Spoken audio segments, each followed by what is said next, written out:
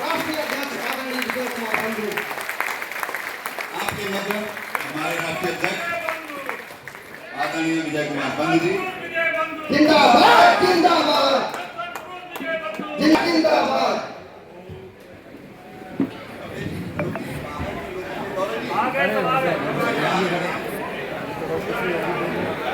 बहुत धन्यवाद संचालक महोदय।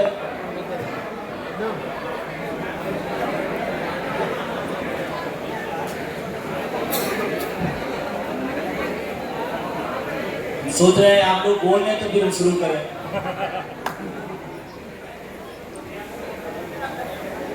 देखिए हम लोग इतना महत्वपूर्ण समय यहाँ लगा रहे हैं एक महत्वपूर्ण विषय के लिए। हम तमाम कार्यक्रमों में जाते हैं, हर कार्यक्रम का अपना अलग उद्देश्य होता है। उस कार्यक्रम के उद्देश्य को हमको ध्यान में रखना है। ये पीछे एक बहुत शानदार लाइन लिखी हुई है, एनपीएस निजीकरण देश के लिए घातक। ये विषय भी नहीं आ गया। अगर आप इस पर थोड़ी देर सोचें, क्या ये लाइन सही है या गलत है? लाइन सही है या गलत है? इतनी देर से बैठे हैं, समोसा भी मिल रहा है, कोल्ड ड्रिंक मिल रही है, तो गोष्ठी की जो लाइन है वो तो गोली हो गई। एक बार सारे लोग मैं बहुत ध्यान से कहना चाहता हूँ, उस लाइन को आप पढ़ें जो लाइन लिखी है, जिस उद्देश्य के लिए हम लोग यहाँ आए हैं, काफ़ी देर से बैठे हैं। कुछ गंभीर चर्चाएं होना जरूरी है बौद्धिक समाज में। आपको लगता है ये लाइन सही है? और अगर थोड़ा सा और आप डूबेंगे उसमें, तो आपको जैसे प्याज का जब आप छीलना शुरू करते हैं, किसी प्याज में ये नहीं बता सकते कितनी परतें हैं। अब उसका एक तरीका क्या है, आप उसको छीलते जाएं, फिर आप पहुंचेंगे। ऊपर से आप नहीं बता सकते। ऐसे सेम ये लाइन है, जब आप इसमें घुसेंगे तो परत दर खुलता जाएगा।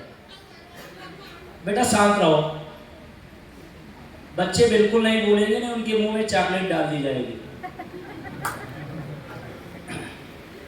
तो ऐसे ये लाइन है, एनपीएस। एक भी आदमी हमको पूरे देश में नहीं मिला जो अर्थशास्त्र के हिसाब से बता सके कि ये देश के लिए फायदेमंद है। किसी ने बताया। मैं बहुत दूर दूर गया, बहुत सारे लोगों जाना, जेएनयू की यूनिवर्सिटी में गया, मैं लखनऊ यूनिवर्सिटी में गया। हम समझना चाहे, क्योंकि जब सरकार के सामने तर्क देना होता तो आपको पहले से तैयार होना पड़ता है। तो उसका तरीका होता है क्रॉस क्वेश्चन करो अगले से कि भाई एनपीएस का क्या फायदा है। चलो ठीक है, सरकार जो बता रही है, एनपीएस से नुकसान क्या क्या है। एक भी आदमी एनपीएस का फायदा जो बताया, एनपीएस नुकसान नहीं बता पा रहा। और अगर एनपीएस इतनी अच्छी होती, एनपीएस, तो देश में कोई एक आदमी बुद्धिमान होता जो ओपीएस छोड़ता और एनपीएस ले लेता। एक भी आदमी, हमें देश में हमको नहीं मिला। भाई मैं मूर्ख आदमी हूं, हमारा साथी मूर्ख है, कोई तो एक होता। जबकि पीएफआरडीए बिल में नियम है कि कोई भी आदमी ओपीएस छोड़ के एनपीएस एक विकल्प है, तो क्यों नहीं ले रहा है? पिछली बार अनूप चंद पांडे साहब थे, तो मेरी वार्ता लगी, चीफ सेक्रेटरी थे पिछली बार, बाद में निर्वाचन आयोग में चले गए। तो मुझे 1.5 घंटा उन्होंने समझाया एनपीएस से फायदा, एनपीएस से फायदा, एनपीएस से फायदा।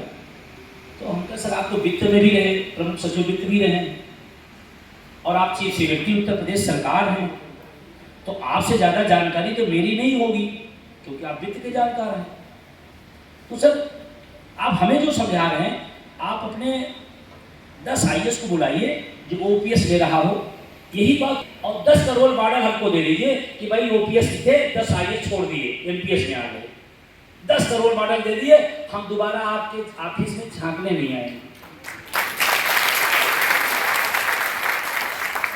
जैसे मैंने बात कहा तो उन्होंने कहा ये कौन सी बात है, ये उल्टी बात क्यों कर रहे हो? अरे कैसे मैं अध्यापक हूँ, हमारा साथी सफाई कर्मचारी है, हमारा साथी चपरासी है, बाबू है, सर अगर उसको 20 लाख 30 लाख आप जो बता रहे हैं 50 लाख मिलेगा, अगर एक छोटे कर्मचारी को 50 लाख 1 करोड़ मिलेगा तो आईएएस को तो 10 करोड़ मिलेगा, उसे ले लेना चाहिए। अब बनाने वाला वही है, बनाने वाला भी वही है, तो 10 करोड़ वाला आदमी क्यों नुकसान सह रहा है? फिर बिल्कुल समझ में मिला गए। एनपीएस इस देश के लिए खतरनाक है, मैं बता रहा हूं। इसलिए है कि 10% पैसा सरकारी कर्मचारी का पैसा है। ये किसका पैसा है? सरकार का ही है। जो 10% मेरा कट रहा है वो किसका पैसा है? सरकार का। अभी अगर आप बताएं तो जनता के टैक्स का पैसे का हमें मिलता है, भाई जनता टैक्स देती है, उसे वजह अभी तनख्वाह मिलती है। जो जनता के टैक्स के पैसे का 10% मेरा, जनता के टैक्स के पैसे का सरकार का 14%, 24% पैसा उद्योगपति ले जा रहा है। इसमें सरकार का क्या फायदा है? क्या फायदा है? 24%। और अगर अब आपको समझ नहीं आ रहा तो मैं थोड़ा सा करूंगा, तमाम लोग पास मोबाइल होगा और जो मैथ के टीचर होंगे खास करके वो अपना मोबाइल निकाल लें, क्योंकि मैं मैथ नहीं पढ़ता, मैं पढ़ाता हूँ तो मेरी थोड़ी मैथ कमजोर है। आप निकालिए, उत्तर प्रदेश में 15 लाख एनपीएस कर्मचारी हैं। कितने? सारे विभाग मिला करके 15 लाख।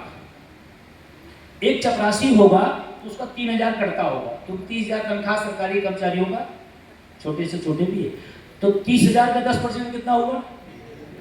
3,000। किसी का 1 लाख होगा तो उसका 10,000 हुआ। आईएएस अधिकारी है उनका 25, 1 लाख 2 लाख 3 लाख जो भी हो, तो उनका 20 लाख 20,000 25,000 कटता। एवरेज में मान लीजिए 10,000। किसी का 3, किसी का 6, किसी का 10, किसी का 20, किसी का 25।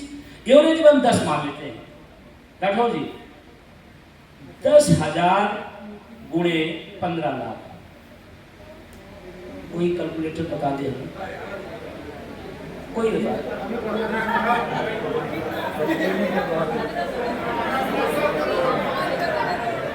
कोई बताए, कोई एक बता दे, जीटी बता दे। 15 लाख गुणे 10,000, क्या कंप्यूटर बताया, मोबाइल बता पाया?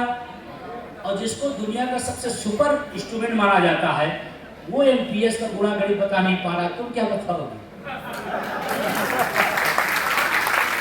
और ये 1 महीने का है, कितना आया कुछ अंदाजा लगा पाए? कितना? 15 अरब। लेकिन मुझे गणित नहीं पता है। और इसको जो भी आया है उसको मल्टीप्लाई 12,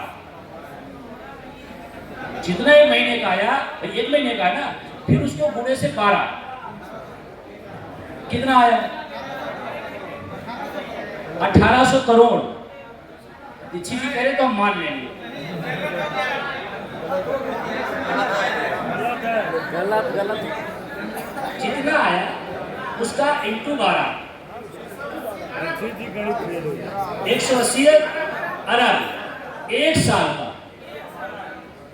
1 साल का ये हमारा वाला है, ये हमारा वाला है, उधर 14 है। दोनों को फिर करिए, ये दुनिया का सबसे बड़ा घोटाला है। और जिसको ये मिल जाए 1 महीने का, जिसको ये मिल जाए 1 महीने का, 14 पीढ़ियां उसको उद्योगपति हो जाएंगी। 1 महीने का, 1 महीने का पैसा अगर आपको मिल जाए तो आपकी 14 पीढ़ियां उद्योगपति हो जाएंगी। इतना पैसा 1 महीने का, साल भर का। अभी हमने सिर्फ प्रदेश का ढांचा खींचा है। देश में 1 करोड़ लोग, मल्टीप्लाई 10 इंटू 12, कितना बड़ा पैसा इस देश का उद्योगपतियों को सुपुर्द किया जा रहा है। और ये पैसा हमारी गाढ़ी कमाई का है, 10% हमारी तनख्वाह का है। और एक जानकारी और ले लीजिए एनपीएस वाले साथियों, आपकी सिर्फ पेंशन नहीं छीनी गई है, पेंशन तो गई ही है, आप आपका 10% वेतन भी जा रहा है।